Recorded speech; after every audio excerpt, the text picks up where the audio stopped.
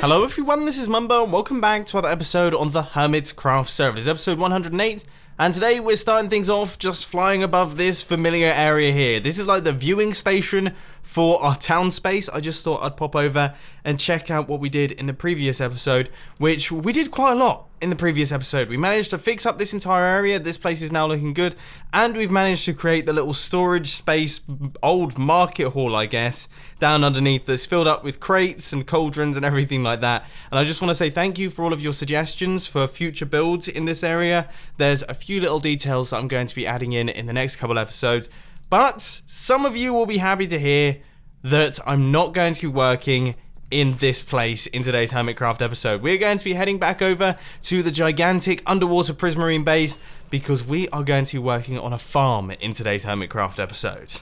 So, a lot of you have been saying down in the comment section that I'm really silly because I have got this wonderful tree farm right here, but I don't use it when I'm getting spruce wood because I go out into forests and take down the spruce. And that's because this tree farm right here, it doesn't work with anything but oak wood. Okay, that's the way that this thing works. So this is like for getting bulk amounts of oak wood. But I hear you. I feel like we need to have some form of tree farm that is going to work for other types of trees. So we're going to try our best to build some form of industrial tree farm on both sides of this thing that is going to be designed for the big trees, the 2x2 ones, and also some smaller ones maybe going around the outside. So, first things first, we need to make the base for this thing, and I think for this one, I am going to be using dark prismarine. The squid farm's been doing well, so we've got plenty of the stuff. Right, this shape looks pretty cool. I'm happy with that. It fits in quite nicely with this area. There was two iron golems just fell through the iron golem system. That's pretty cool. This thing seems to be working really well at the minute. But anyway, so that's the shape that we're going to be going for. And we're going to have one of those on each side just like that. So I'm quickly going to build up the second one. And then we can actually start filling this thing in. Nice. Okay, so this is a solid start to the build. These things aren't as big as I thought they were going to be, which hopefully isn't going to be too much of an issue.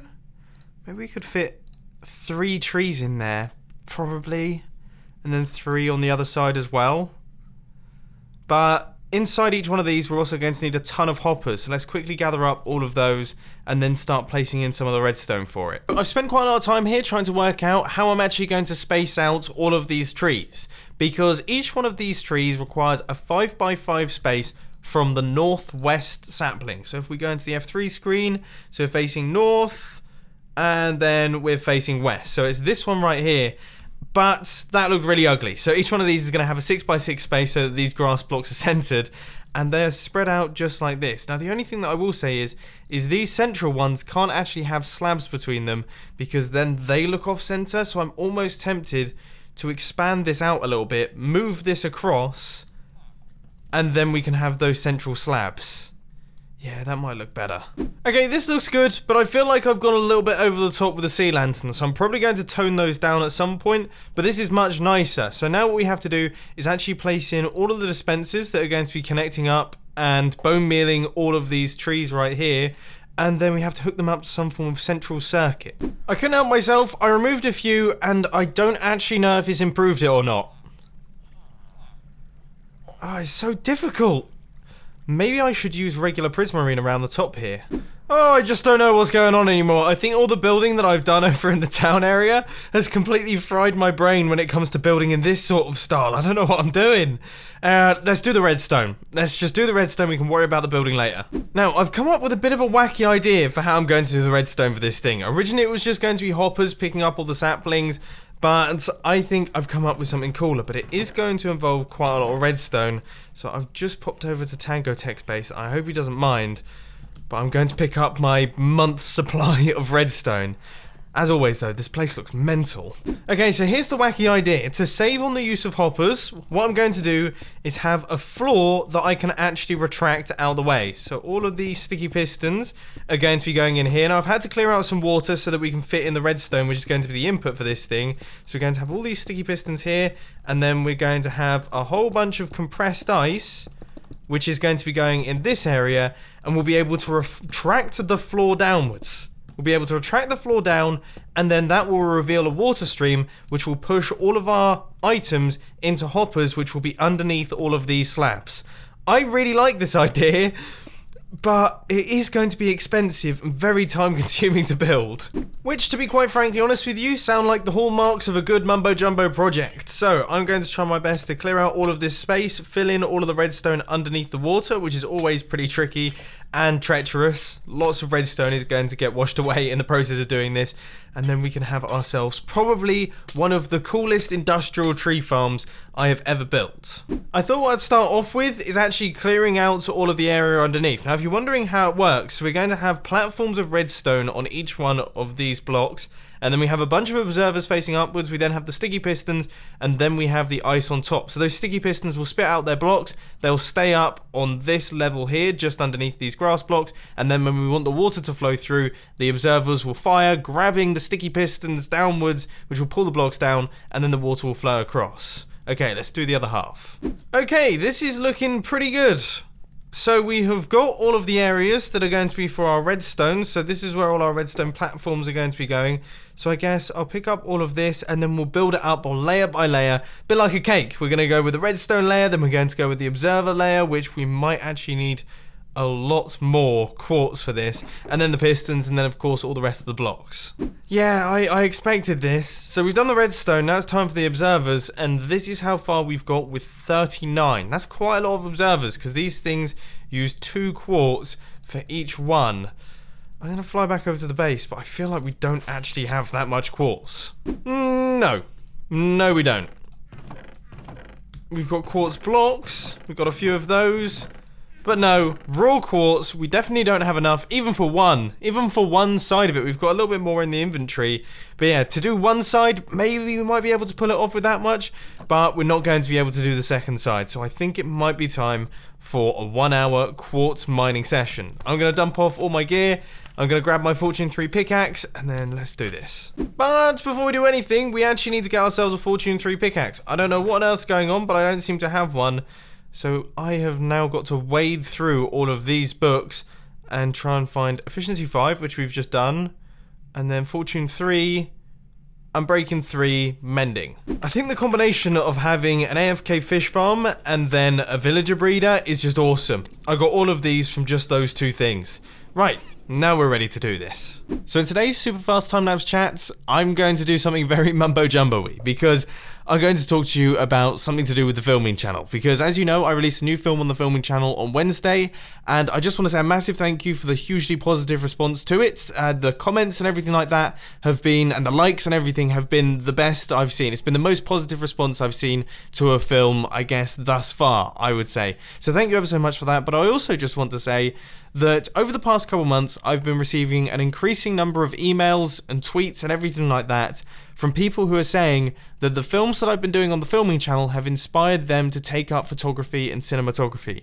And that to me is completely incredible, because I mean, I do those films as a hobby. It's something that I do for fun. It's something that I do in my spare time. I love the process of creating films like that, editing them together, color grading them, all that business I absolutely love, and then I just release it to you guys just so that you can see it, essentially. So to hear that you actually enjoy it so much that it's become a source of inspiration and you look forward to the videos and you're inspired by them, it's bonkers to me. It's completely incredible. So to you people out there who that is the case for you, I just want to say thank you ever so much. I hope I can continue to be a source of inspiration throughout 2018 as well, and also stick with it. There will be times where you go out on video shoots or photo shoots and it goes horribly. You're not in the right mindset, or perhaps the conditions aren't quite right, and you come back with nothing. They can be horrible. They feel horrible, but just stick with it, because if you do, you will continue to create and you'll continue to improve, and it's a fantastic journey to go on. I personally am loving it, and hopefully I can continue to improve throughout 2018 as well. But anyway, let's stop talking about the filming channel and get back onto the Hermitcraft server. So we go, we did it. We managed to get ourselves all of this nether quartz right here, and also all of this nether quartz as well. I imagine that should do us. I think that should do us for, well, in terms of comparators and in terms of observers, I think we probably have enough for at least the next couple weeks. So I'm going to craft all of these things up, and then we can finally get this thing finished. Now, one thing that we have just run out of is actually cobblestone. It's been a while since we've run out of cobblestone. I feel like we had quite a lot of it, I guess maybe from I don't know, we've been doing some big mining projects lately, but anyway, we have completely run out of the stuff, so it's time to gather up some more, so I've popped over into our little beacon cave that we have. And it definitely pays off to do this sort of thing, because we've just got ourselves 17 diamonds. That is not bad. This is typical though. I've got all these chests here that are filled to the brim with cobblestone. I've just come down here to mine cobblestone. Look how much we have stored up. We've got tons of the stuff all in these chests. I swear, this entire episode of Hermitcraft has just been me running out of resources and having to gather up new ones, because we've now run out of packed ice. We're completely out of it. We need a whole bunch of it for this build. So I've had to go over to this crazy ice spikes biome to harvest some of them because, yeah, as I say, we really need it for the build, but everything is being slowed down by resource gathering. Finally, this thing is all completed. So we flick the lever and that will pop up all of our compressed ice. And then when we flick the lever again, all of the compressed ice drops down. It has taken so many hours just to create that tiny little system. Incredible. Right, okay. Now we just need to get the water in. Which was an enormous challenge, because I needed to work out how to actually do the water streams in a way that would push the saplings into the hoppers. But I think this should now work. So I've just placed in all the hoppers, and you can see that we have water streams pointing in both directions running into these hoppers here. Then these diagonal ones have been super tricky, and I keep falling inside as well. But you can see that we have water running across like this. These are all source blocks, and there's a source block here, and that pushes any items that even fall. So for example, this will fall here, but also these ones will also make their way into the hoppers. And then the same thing goes for these ones, but this was even more tricky because of how it has to work. So we ended up placing in a water stream over there, which will then push any items that fall here out and across, and then it will kind of do like a little loop around and go into the hoppers, and the same thing goes for this side. So this has been a hellish project so far, and the worst part is we've only done one side. We've still got the opposite side to go, but still really, really happy with it. Especially because doing this is incredibly satisfying. I've broken it. As I was saying, especially because doing this is so incredibly satisfying. So there goes all of the water. That's all taken away. You can still see a few bits underneath the slabs, but that's no big deal. Then when we flick the lever again, that will push all of the saplings in. Nice! I was so happy this worked, and I'm so much more pleased with this than I would have been if we just had hoppers next to all of these grass blocks. And as an added bonus, it also looks really cool from up at the top here as well. Nice. Okay, so we've managed to build something here which fits in with the farming module. It looks cool and it functions. I would say that's a good day in the office. And with that, I'm going to encase myself inside some blocks and go AFK outside the iron farm. It's just the best thing to do. And we are back on the server, and we have managed to get a decent amount more iron. I was actually expecting a little bit more than that, to be quite frankly honest with you. That's a tiny, tiny bit disappointing. But anyway, moving on from that, I've also made some extra progress on this area over here. What we have done is I have actually added in all of our dispensers, and we now have ourselves a working redstone system. So we can flick this on, and that will activate all of the bone meal. Okay, so this one is now fully completed. We've actually managed to pull it off. Now we have to do it on the other side. But before we do, this looks really cool, doesn't it? Oh, I love just having angular farms. We need to make more angular farms. I'm going to see if I can do something similar on that side over there. I mean, this is still my personal favorite, though. Is this one of those things? It doesn't appear to be. Where on earth did the huntsman go? I feel like they should be around here somewhere. Anyway, aside from that, we now have ourselves one full structure. So, I've got all of the grass in place, I've got all the stone slabs in place. This is much easier now that I actually know what I'm doing. It took me so long to plan out and map out where everything was going to be. So that's all done. Now I'm in the process of creating all of the trenches for all of the redstone that's going to be going on down at the bottom here. And there we go, that is now done as well. So we have got 6 individual holes that have been punched down into the water here. which are looking pretty good. So we're going to have to go over here, and we're going to have to start grabbing all of our redstone. Now, this is one thing observers are just absolutely champion for, because before we had observers, to be able to power an entire plate, I would describe this as a plate of sticky pistons, it would be a nightmare. You have to use torch towers, you had to use crazy systems.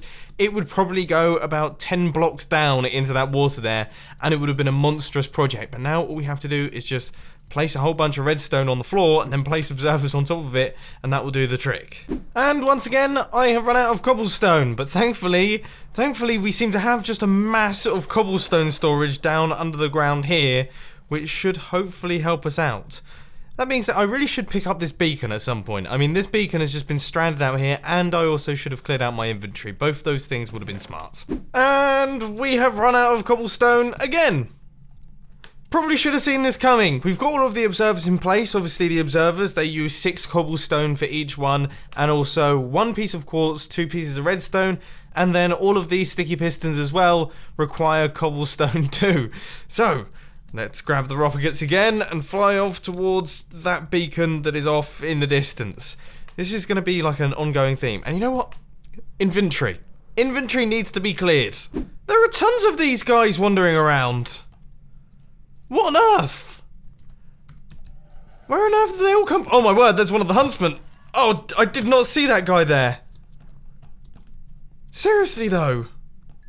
The other ones must have died or despawned, potentially, I don't know. And before all of you say it down in the comment section, yes, I am aware that it is horsemen. For some reason, my brain just gets huntsman and horseman all mixed up. Thankfully, though, we shouldn't need any more cobblestone from this point forth, because now finally all of the sticky pistons are in place.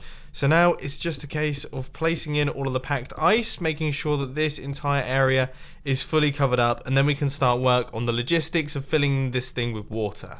This is now all finished. The second side is now all completed, and just like the previous one, it's looking pretty good. We've got all the water in place. I finally, for some bizarre reason, with that one over there, I don't know why I didn't do this, but I wasn't making use of the infinite water sources that are created when placing in water streams like this. So I was running off to the ocean, picking up buckets of water and bringing it back. It took ages. This one was much, much faster, but this is looking cool. Okay, I've just realised that I haven't put an input in just yet, and that is risky business, because now we have water flowing through this. I really hope I don't destroy all my redstone. Right, let's give this a go. Give it a flick, and that has worked flawlessly. Okay, and we flick it again, and there is the water. Excellent news. Okay, so we've got that part of the system in place. Now it's time to just hook up all of the dispensers, and that will be everything completed.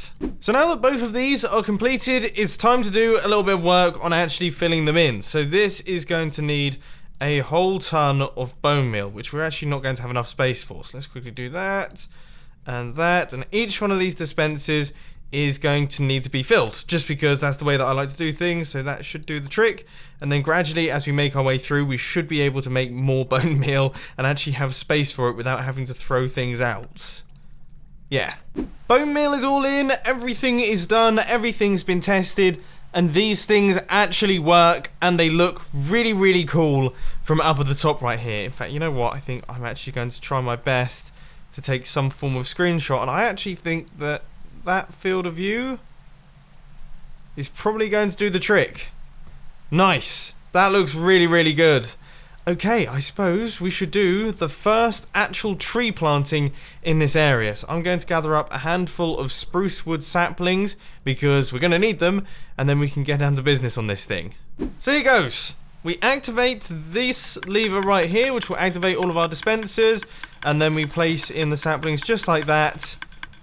And we have got ourselves a mega spruce tree. First thing that I've noticed is that some of this is overhanging actually further than I was expecting.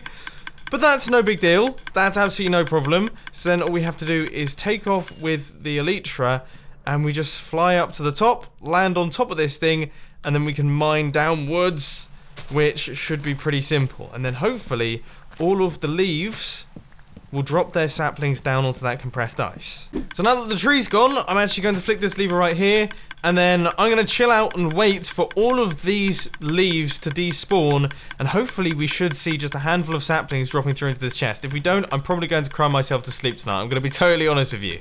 The final few leaves are on their way out now, and we have got 10 saplings in that chest. Nice. Okay, so the saplings that have been falling from these leaves have been dropping into the water. There's not too many that have dropped on top of these slabs or anything like that. I think 1 or 2 landed on top of the dispensers and then eventually despawned. But as you can see, we make a pretty solid profit per tree. And that's what we're looking for. We want to make sure that this thing is sustainable so that we don't have to go out and gather saplings from the forest over there. We can grow these trees, take them down, and just have the leaves drop down into the hoppers, and then we'll be able to gather up the saplings afterwards and do the same thing. Pick up all of the saplings, plant all the trees, and so on and so forth. I'm really, really happy with this. I'm so glad to see that it's working. It has been an absolutely monstrous project, to be honest with you, but I hope that you enjoyed it. If you did, be sure to hit that like button, and if you really loved it, then make sure to subscribe. But thanks for watching, guys. This has been Mumbo, and I'm out. I'll see you later. Oh, and as always, just check out the latest film on the filming channel. There will be a link on the end screen.